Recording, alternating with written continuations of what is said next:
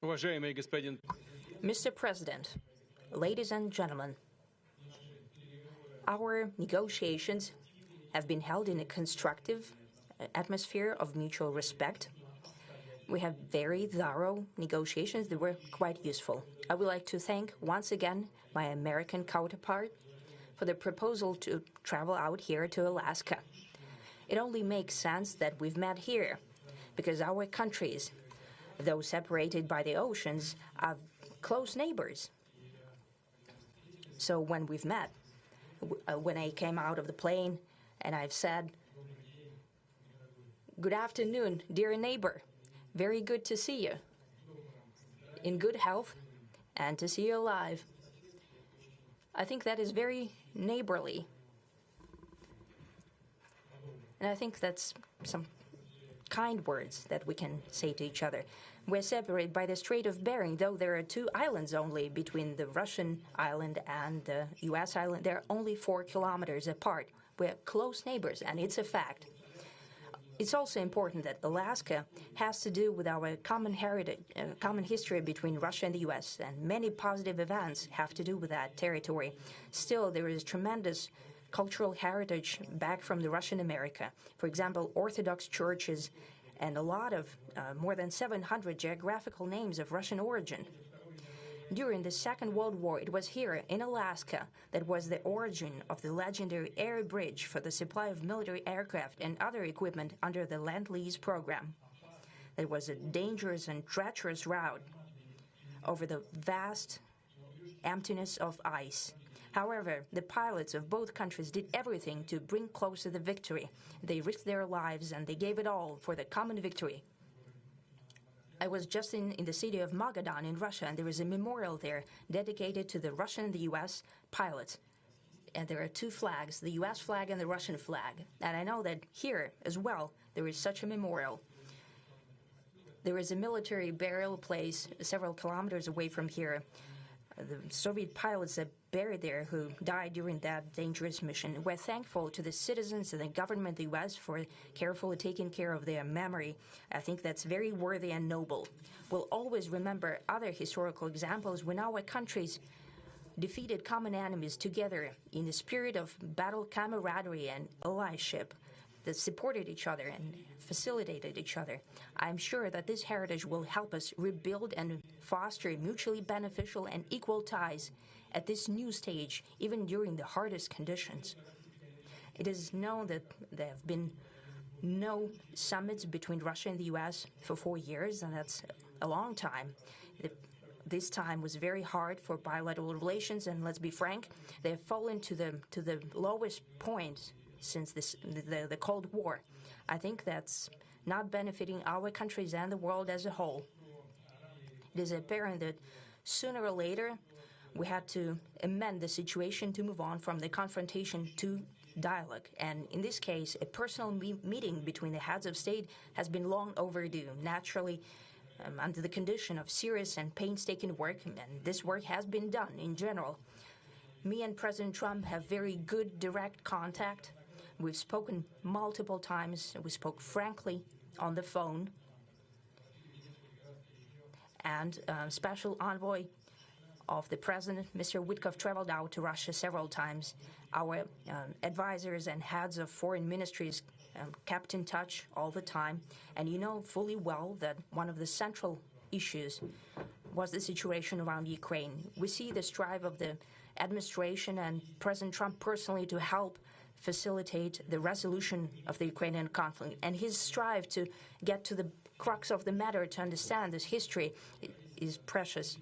As I've said, the situation in Ukraine has to do with fundamental threats to our security. Moreover, we've always considered the Ukrainian nation, and I've said it multiple times, a brotherly nation, however strange it may sound in these conditions. We have the same roots, and everything that's happening is a tragedy for us and terrible wound. Therefore, the country is sincerely interested in putting an end to it. At the same time, we're convinced that in order to make the settlement lasting and long-term, we need to eliminate all the primary roots the primary causes of that conflict, and we've said it multiple times, to consider all legitimate concerns of Russia and to reinstate a just balance of security in Europe and in the world on the whole. And I agree with President Trump, as he has said today, that naturally the security of Ukraine should be ensured as well. Naturally, we are prepared to work on that. I would like to hope that the agreement that we've reached together will help us bring closer that goal and will pave the path towards peace in Ukraine. We expect that Kiev and European capitals will perceive that constructively and that they won't throw a wrench in the works. They will not make any attempts to use some backroom dealings to conduct provocations to torpedo the nascent progress. Incidentally, when the new administration came to power, bilateral trade started to grow. It's still very symbolic. Still, we have a growth of 20%. As I've said, we have a lot of dimensions for joint work. It is clear that the U.S. and Russian investment and business cooperation has tremendous potential. Russia and the U.S. can offer each other so much in trade, digital, high-tech, and in space exploration. We see that Arctic cooperation is also very possible, and our international context, for example, between the Far East of Russia and the West Coast of the U.S. Overall, it's very important for our countries to turn the page, to go back to cooperation. It is symbolic that not far away from here, at the border between Russia and the U.S., there was a so-called international date line. I think you can step over, literally, from yesterday into tomorrow. And I hope we'll succeed in that, in political sphere. I would like to thank President Trump for our joint work, for the well-wishing and trustworthy tone of our conversation. It's important that both sides are result-oriented, and we see that the President of the U.S. has a very clear idea of what he would like to achieve. He sincerely cares about prosperity of his nation.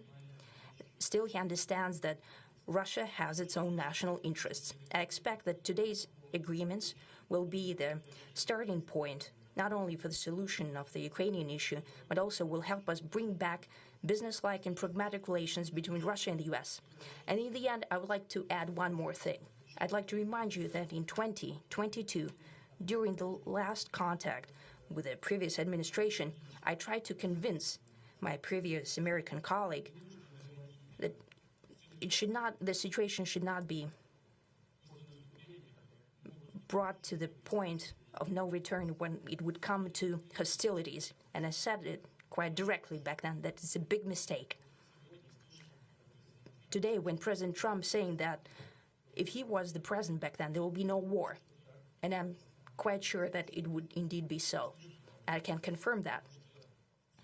I think that overall, me and President Trump have built a very good businesslike and trustworthy contact. And I have every reason to believe that moving down this path, we can come, and the sooner the better, to the end of the conflict in Ukraine. Thank you. Thank you. Well, thank you very much, Mr. President. That was very profound. And I will say that I believe we had a very productive meeting. There were many, many points that we agreed on, most of them, I would say, a couple of big ones that we haven't quite gotten there, but we've made some headway. So there's no deal until there's a deal. I will call up NATO in a little while. I will call up the various people that I think are appropriate, and I'll, of course, call up President Zelensky and tell him about today's meeting. It's ultimately up to them. They're going to have to agree with what Marco and Steve and some of the great people from the Trump administration who've come here, Scott and John Ratcliffe, thank you very much. But we have some of our really great leaders. They've been doing a phenomenal job. We also have some tremendous Russian business representatives here, and I think, everybody wants to deal with us. We've become the hottest country anywhere in the world in a very short period of time, and we look forward to that. We look forward to dealing. We're going to try and get this over with. We really made some great progress today. I've always had a fantastic relationship with President Putin, with Vladimir. We had many tough meetings, good meetings. We were interfered with by the Russia hoax that made it a little bit tougher to deal with, but he understood it. I think he's probably seen things like that during the course of his career. He's seen it all, but we had to put up with the Russia hoax. He knew it was a hoax, and I knew it was a hoax, but what was done was very criminal. But it made it harder for us to deal as a country in terms of the business and all of the things that we'd like to have dealt with. But we'll have a good chance when this is over. So just to put it very quickly, I'm going to start making a few phone calls and tell them what happened. But we had an extremely productive meeting, and many points were agreed to.